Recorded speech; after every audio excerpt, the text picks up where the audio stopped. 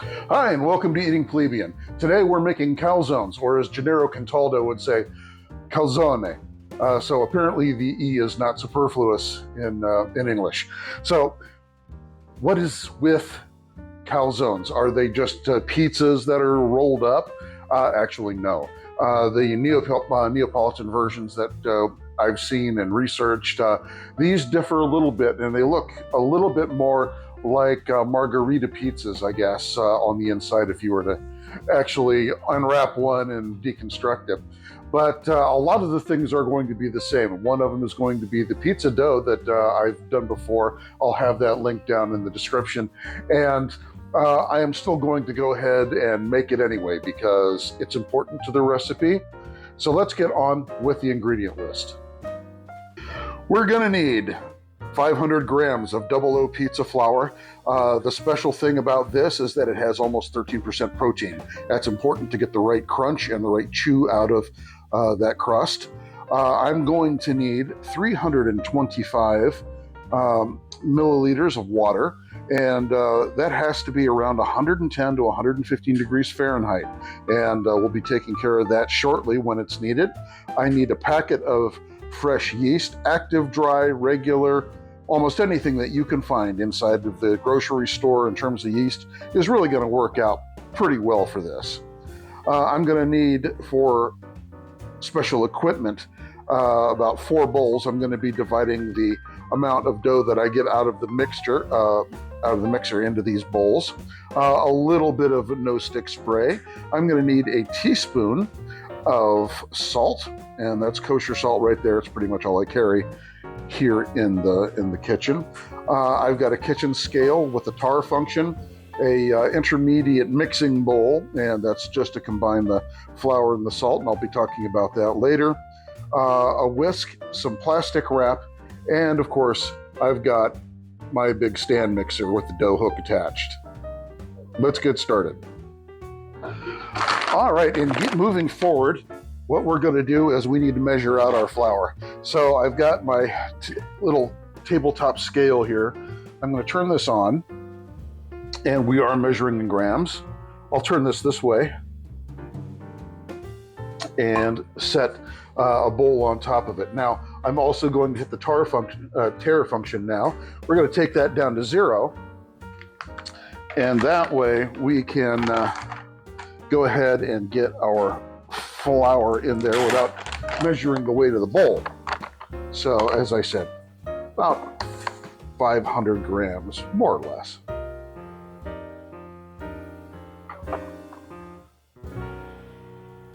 $300, 4, just about 4. We're almost there. $450. I want you to know that I'm even impressing myself with my skill to read numbers upside down right at the moment. 482, we're close. We could stop here if we wanted to. There we go. 502, I'm going to call that an absolute success. I'm simply going to take this and now put it in this larger bowl so I can mix it around a bit. I'm going to set this to the side. I want that teaspoon of salt.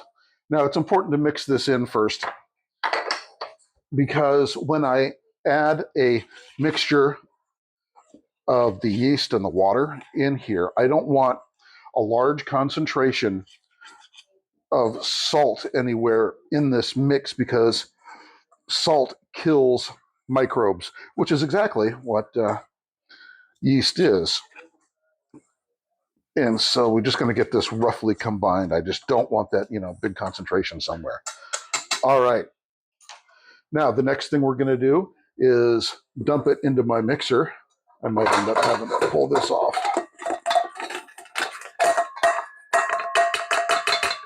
There we are. I mean, you want to talk about an easy pizza dough recipe? This is my absolute standard, for the simple fact there's almost nothing to it, and it comes out perfect every time. All right, so right at the moment, I'm going to go and get my water running.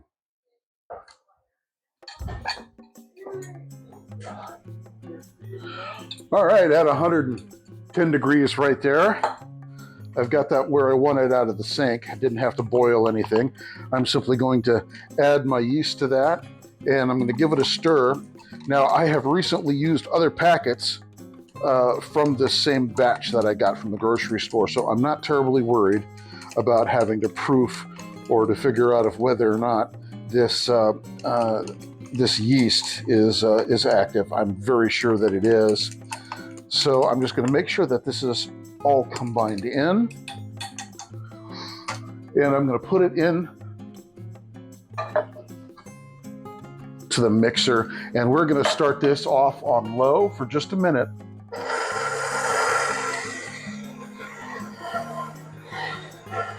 Get this all started, and I'm also going to go over and grab a spatula. Give me just a moment. Oh, I know the lack of being prepared. Shun.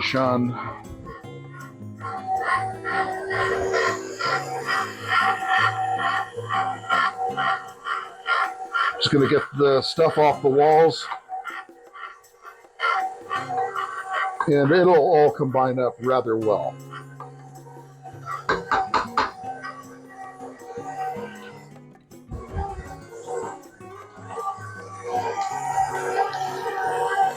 Now, once we're pretty confident in all of our dough getting incorporated here, and it looks like it is, it's come off the walls, and I've gone off the rails.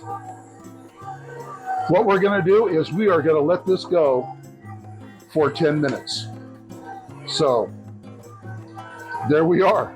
Now, we're going to get on with the rest of the recipe after we get the dough portioned out, cut up, and put into those balls. And we'll be talking about the marinara, we'll be talking about meats and fillings, and how to actually prepare the calzone itself, and the cooking instructions. So, hang on, we'll be back in a little bit.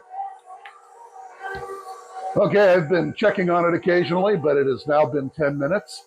It looks like the dough ball is coming out just perfectly, so let's go ahead and portion it up. We can just go ahead and turn this off now, and I'm going to drop the bowl down, get this taken off. I don't even have to take the bowl out, but yeah, this feels nice. You can feel the glutens have been developing nicely.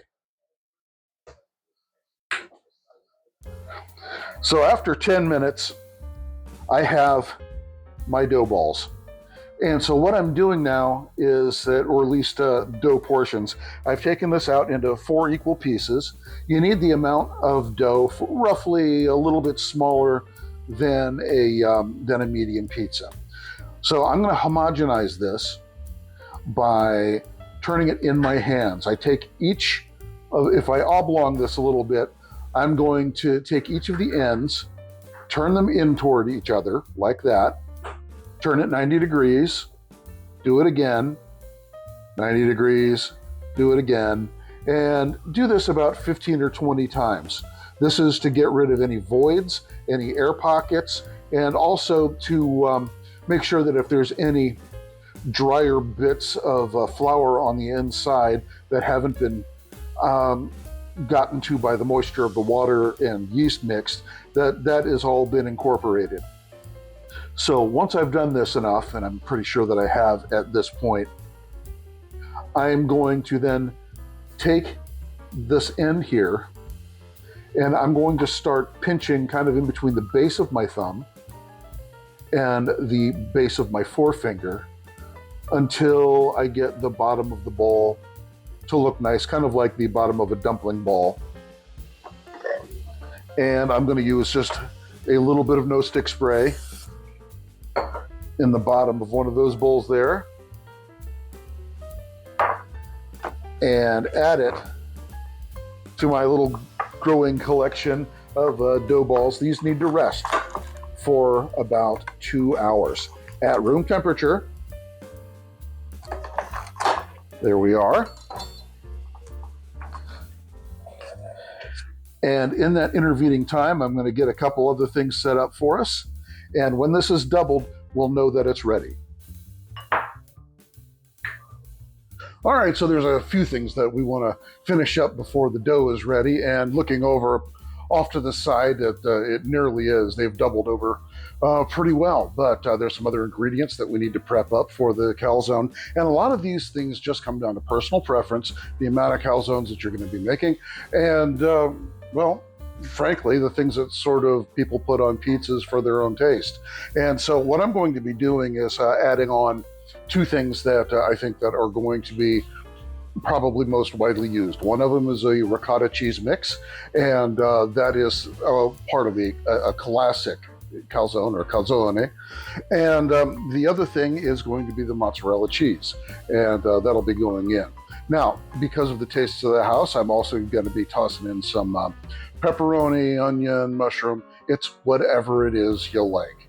You know, if you like it on a pizza, you'll probably like it, in a calzone. Except pineapple. Pineapple is no. I will not be entertaining discussions on this issue. Just kidding. All right, so let's get started then on the ricotta cheese mix. This is a fairly simple concoction. I have 8 ounces of ricotta cheese. This is whole milk ricotta, and I'm just going to put this in the mixing bowl. I've got 2 to 3 tablespoons of basil. This is fresh basil. I put it in a chiffonade cut and actually chopped across it once or twice just to make them a bit smaller. We're just going to put that in here with the ricotta cheese. I'm going to put in 1/4 to 1/2 teaspoon of salt. It doesn't need too much.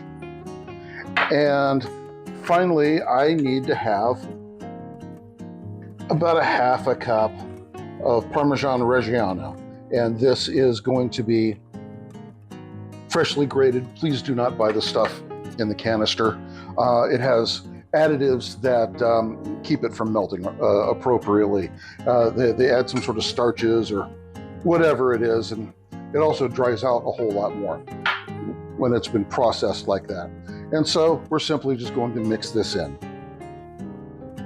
And it, of course, obviously, doesn't take much. We're just combining here. This almost doesn't even qualify as cooking, but it's a very nice addition to a calzone. It makes it nice and creamy on the inside, keeps the moisture up as well. And as soon as we get everything largely combined and somewhat evenly distributed on the inside, that's really all we need. And I'm going to drop this back into the refrigerator for up until that point that we need it. But as you can see, it's very easy to work with as well. So I'm just going to take that, pop it back into my ricotta, because the bowl fits, that's all. All right, now let's move on over to the stovetop, and well, actually the counter next to it. As we were just saying, we've got the dough balls that have well doubled in size, and those things are ready to go. In the interim time, I have taken my oven and I have preheated it to 450 degrees, and there is a large pizza stone on the inside. I've got a metal peel. You can use metal, you can use wood, or you can actually use a pizza screen, as you've seen me done before in my series on making pizza crusts, and that can be a real help for a lot of beginners. I'll leave the link to that also in the description, and give it a look, because it might help you if you're not really confident in being able to use a peel to get your pizzas on and off of these paddles here that we call peels without kind of destroying them. It just happens, and so there you go. I've got my flour over here. You saw it earlier. I'll be using it to dust the work surface in order to get everything shaped up. The rest of these items, it's difficult to put an amount for what it is that you're going to need, because it depends on how many people like mushrooms and pepperoni and onions and all the rest of that, and how many that you want to add on to your dish. But I do have 4 ounces of mushrooms. I've got a half an onion that is sliced up fairly thin.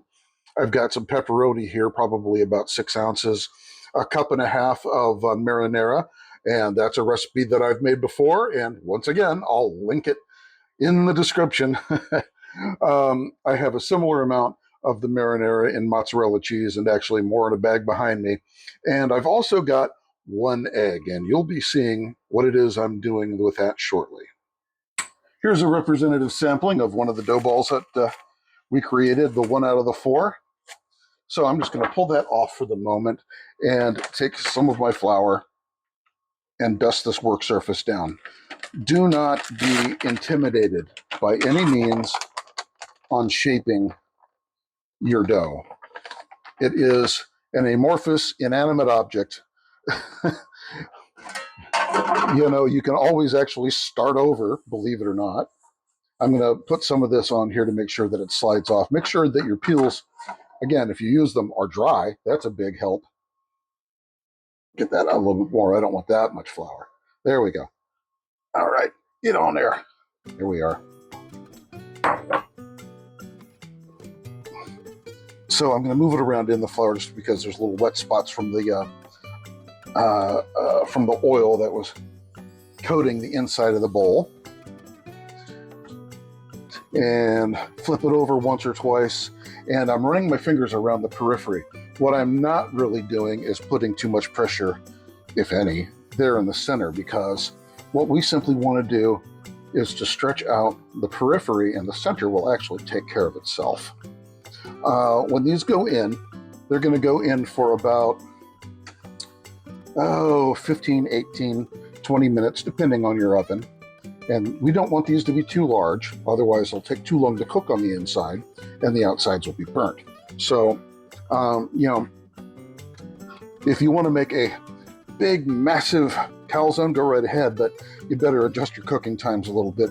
We don't want you to fail, if you will, because of, how shall we say, being optimistic on the size.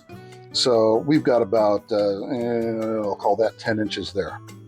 Now, we don't actually use sauce inside of one. It is used for dipping, but also traditionally, you actually take a tablespoon or two and you put it over top. I've never actually seen one in the United States do that, but in my research, that seems to be very, very common. So, I'm going to take a couple of pieces of pepperoni because I like pepperoni. Now remember, this is going to get folded over, and so we're going to kind of ignore half of this for the time being. And we'll just put this in here for now. And I'm also going to throw some onion on there. I like onion. Onions like me, I don't know. And here's the last thing also.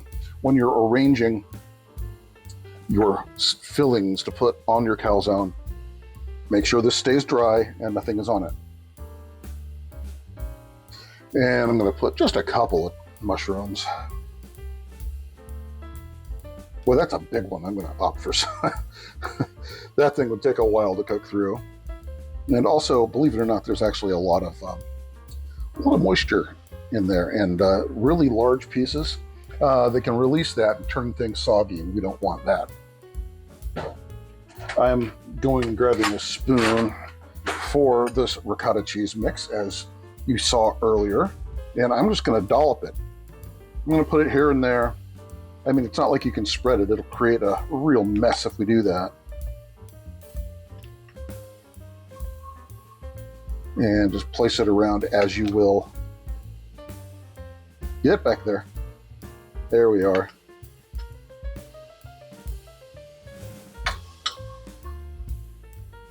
And I think that's probably going to be plenty for my ricotta mix. I'm going to add the mozzarella on top of that. And that is a well-stuffed calzone. We don't really want to go too much more than this. Otherwise, it won't cook through all the way by the time the outside is done. So I'm going to clear my periphery here, my crust area. I want that to be nice and open so we can then seal this. So I'm going to take this, flop it over, and I'm going to go around the sides, and I'm going to fold this whole way here and work it over We want to make sure it's well sealed. We don't want drippy stuff all over the place.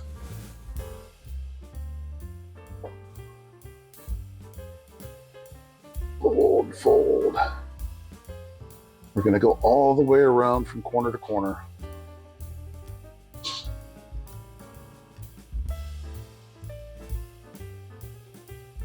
There we are. Got to take a little bit of that extra off the sides, the extra flour that's sitting up there. It doesn't need to be there anymore because this is the bottom. And I'm going to take my knife. I'm going to create just a couple of holes. Putting holes in pizza crust seems like such an absolute travesty to do, but yeah, you kind of have to do this. Steam's got to go somewhere. And now for that egg. I'm going to crack this egg, put it in a bowl, and I set a fork here. There it is. I confuse myself sometimes. And we're going to give this just a quick whipping.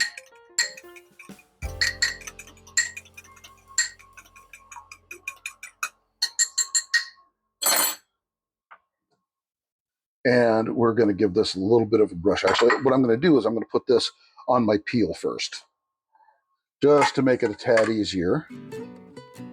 Be gentle when you pick this up.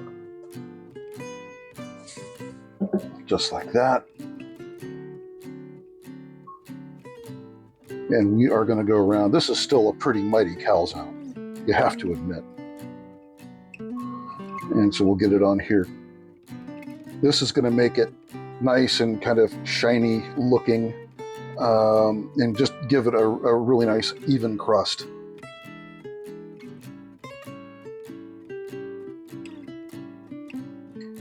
And if you want to, and I think I'm going to sprinkle it with just a little bit of kosher salt, a nice, coarser salt. And I'm just going to go right around the periphery again.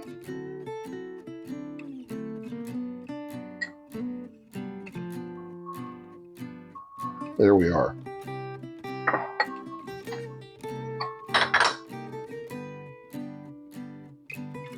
Hold your hand way up so it distributes nicely. You don't want to have it all in piles on here. All right, and you know what? It is time to go into this oven. As I said, 15, 18, 20 minutes.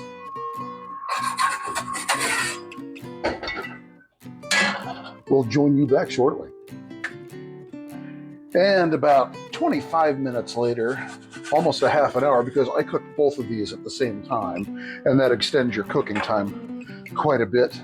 I now have my calzones, along with a little extra